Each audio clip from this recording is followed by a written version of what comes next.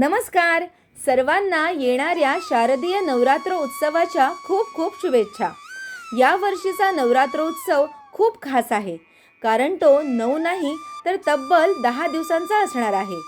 देवी आईच्या या मंगलमय उत्सवाला सुरुवात होतीये सोमवार 22 सप्टेंबर रोजी आणि याची सांगता 2 ऑक्टोबर विजयादशमीच्या दिवशी होईल. आजच्या या व्हिडिओमध्ये आपण पाहणार आहोत की घरच्या घरी अगदी साध्या आणि सोप्या पद्धतीने देवीची घटस्थापना कशी करायची. त्याआधी स्थापनेसाठी शुभ मुहूर्त कोणते आहेत ते पटकन पाहून घेऊया. पहिला मुहूर्त आहे सकाळी 6:09 ते 8:06 आणि दुसरा मुहूर्त म्हणजे अभिजित मुहूर्त आहे तो सकाळी 11:49 ते दुपारी 12:38 पण काळजी करू नका. जर वेळेत पूजा करणं शक्य झालं नाही तर तुम्ही दिवसभरात तुमच्या सोयीनुसार देवीची स्थापना करू शकता.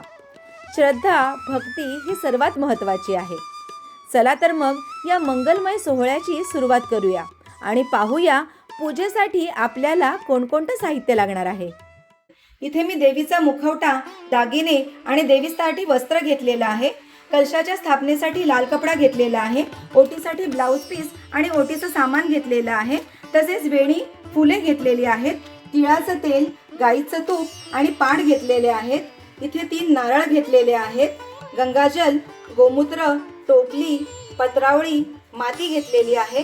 तसेच तांदूळ, हळद कुंकू, अत्तर, कलावा, रांगोळी, इथे अखंड दिव्यासाठी वात, अगरबत्ती, धूप, धाग्याचा बंडल, रुजवण्यासाठी सप्तधान्य, एक तांब्याचा कलश आणि एक मातीचा कलश, हे सर्व साहित्य मी घटस्थापनेसाठी घेतलेलं आहे.